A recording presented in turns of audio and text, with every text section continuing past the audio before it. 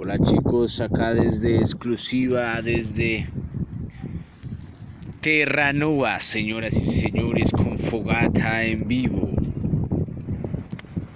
El socio, sin palabras, trayendo las onces.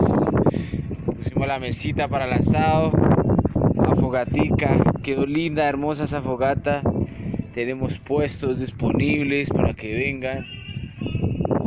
Los invitamos, totalmente bienvenidos aquí a la zona de Villa de Leyva de campamento de camping. Señoras y señores, estamos presentando lo mejor de lo mejor. Pueden malvaviscos con fogata, pueden tomarse su asado, sus papas cocinadas con buen guacamolito, delicioso, rico.